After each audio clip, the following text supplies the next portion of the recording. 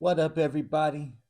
Power Book 2 Ghost Season 4 is back, and Episode 6 starts off with Detective Dawn Carter reminding me a little bit of Denzel Washington from Training Day, roughing up a corner boy, even hanging him off a balcony, with Drew sitting in his car, watching, taking pictures for Monet, trying to find some kind of dirt on Carter that they could use against him. When Drew gets a text message saying, "Stop following me." Then, out of nowhere, Drew looks in his rearview mirror just to see Carter behind him smoking a cigarette. This scared Drew and caused him to pull off.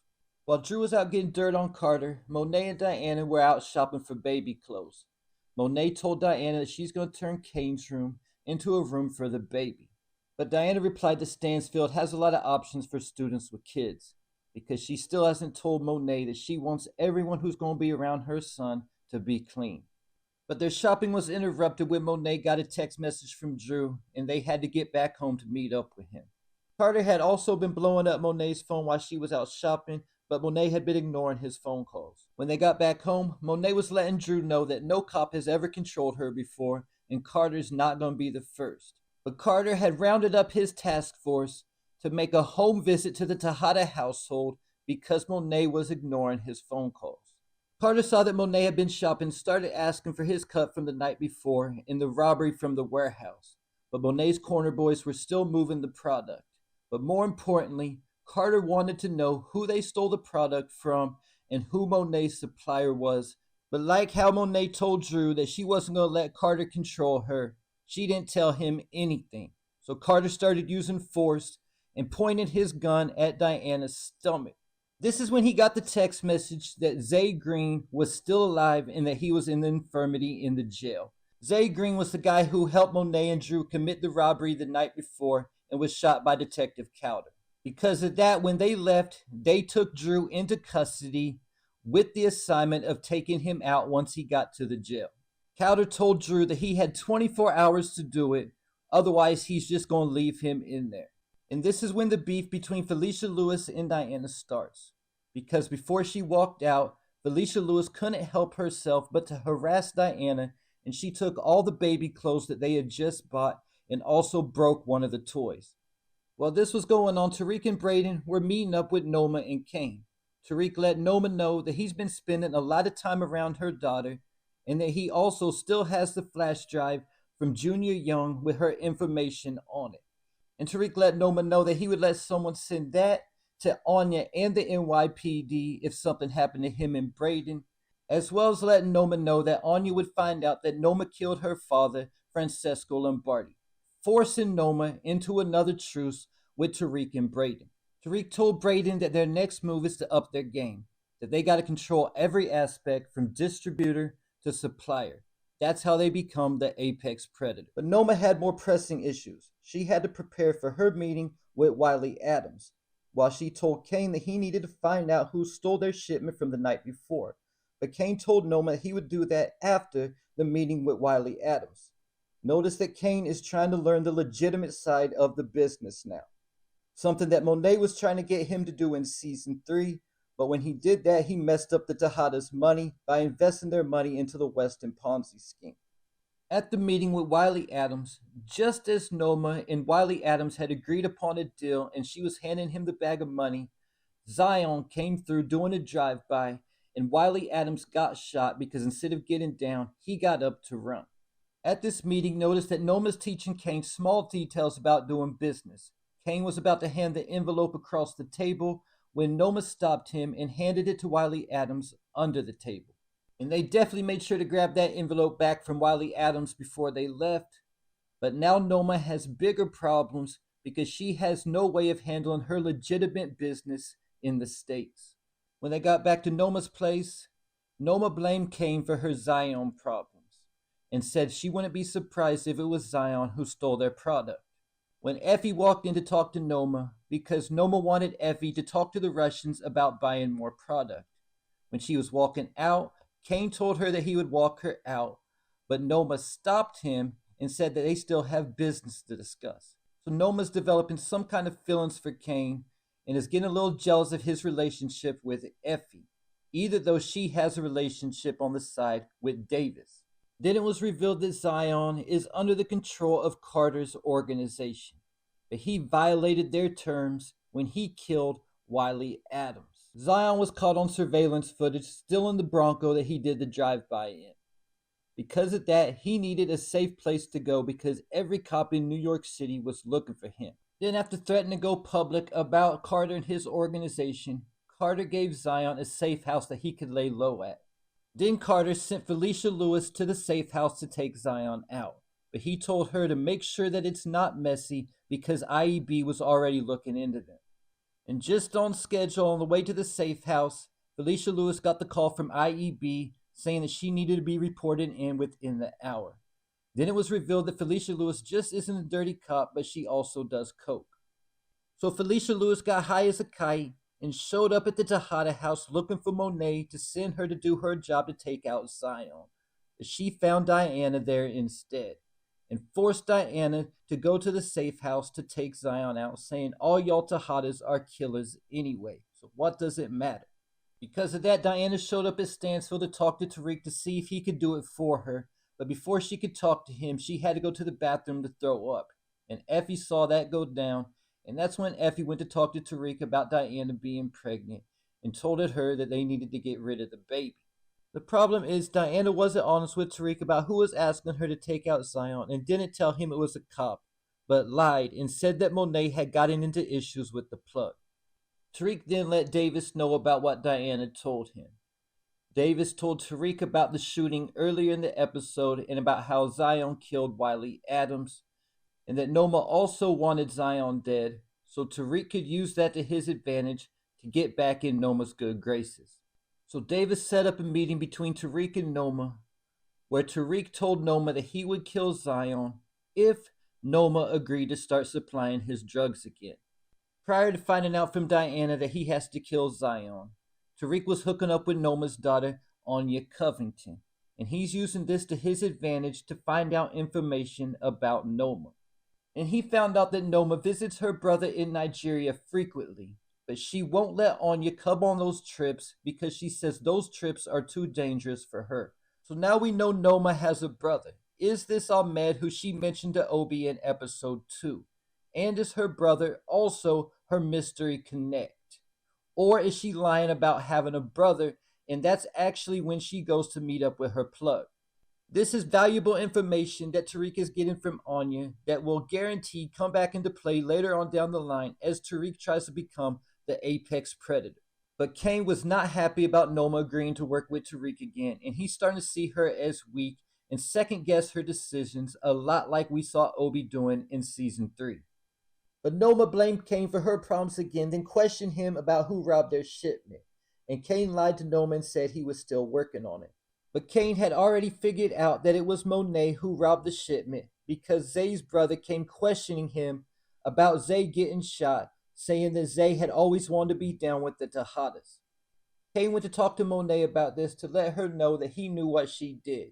And of course, Monet lied. And earlier in the episode, Monet went to Kane's penthouse to warn him that Noma might be in trouble. But when the two got to arguing, Monet called Kane stupid, and Kane put his foot down and told Monet to leave. While Drew was in jail trying to figure out how he's going to kill Zay so he could get out, Roman was in there also. And Drew overheard Roman telling somebody about how he's going to snitch on Carter to the feds. Drew also saw Roman bullying somebody, so Drew figured out that was his way into the infirmary by getting into a fight with Roman. So he went over there and started smashing Roman's face against the table before getting beat down by the COs and sent into the infirmary to make sure he was okay. While he was in the infirmary, Drew found Zay and smothered him to death. When Drew called Nico Cowder to let him know that the job was complete, he also gave Nico Cowder a valuable piece of information that Roman was about to blow their whole operation up by snitching to the feds, and that he would take out Roman while he was in jail, but Cowder had to promise Drew that Drew would get promoted up to a lieutenant or something like that, and that his family would also be safe, his mother and his sister. Around this time, Carter went to meet up with Monet at her bar when she told him that it was the Russian shipment that she stole. And Carter and Monet had a face-to-face where Monet threatened Carter that if anything happened to one of her kids that she would come for him, and they both let each other know that they don't give a fuck. This led to Carter and his task force busting into the Russian spot as Vadim, the Russian leader, was meeting up with Effie to negotiate getting more product. Carter and his task force was shooting everybody on sight, no questions asked. The only person they were trying to get alive was Vadim so they could find out who his plug was. Effie was able to escape by hiding under a dead body. Then when the room cleared out, she was running to the door when she was stopped by one of the dirty cops, and he was about to blast her for the bag of money when he got shot in the back by one of the Russians, who took the bag of money but spared Effie her life, and she was able to escape out of the place alive. Noma didn't care anything about one of her soldiers about getting killed, but when she told Kane about what happened, he went to check on Effie, and Effie's broken now, and now she wants out the game more than she ever has. So it looks like Kane still has feelings for Effie, while he's losing interest in Noma at the same time. That's because she mistreats him, a lot like how Monet did, especially after she told him that she's killed for less because he hadn't figured out who robbed her shipment yet. And something else to keep in mind is when Kane went to talk to Noma after the Russian raid, she was looking at a picture of Anya hugging some lady. So Noma might also have a sister that Tariq could also use as leverage, in addition to the brother that he found out about earlier in the episode. But first, Tariq had to get back in Noma's good graces by killing Zion, and he was going to need Brayden's help to do this. So he went to the party that they were throwing that night, only to walk in and see Brayden on the stage dancing with the singing group, making a fool of himself. That's because Brayden's still doing coke, and he's starting to get out of control with it now. Brayden on stage dancing like that reminded me a lot of Pookie from New Jack City when he started back smoking crack, then went to work high only to get caught. And when Tariq saw this, might be when Tariq considered that there might not be room for two at the top.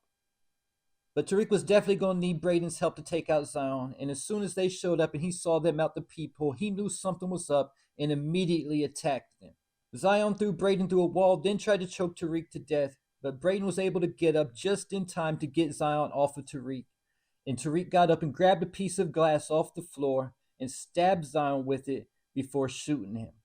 And Zion's last words were, "I see you, baby ghost." And he also said something key, that Carter was going to own Tariq like Carter owned him. But Tariq replied to Zion that nobody was going to own him.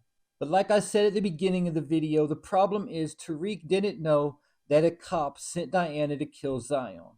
But Tariq and Brayden now know that it was Carter who sent Diana to take out Zion, because Zion also mentioned that Carter recruited them and sent them to take him out.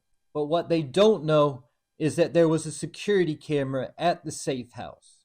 So now Felicia Lewis has Tariq and Brayden on NYPD security footage killing Zion. This reminds me a lot of the Ruiz recording from OG Power. Ghost got Ruiz to wear a wire in a meeting with Milan. But Tommy then killed Ruiz, not knowing that Ruiz was wearing a wire. When Felicia Lewis saw the footage from the stash house, she got pissed off and went to confront Diana about sending Tariq St. Patrick to do the job that she sent her to do. And Diana and Felicia Lewis got into a fight where Felicia Lewis ended up beating Diana down and stomping her, leaving her for dead.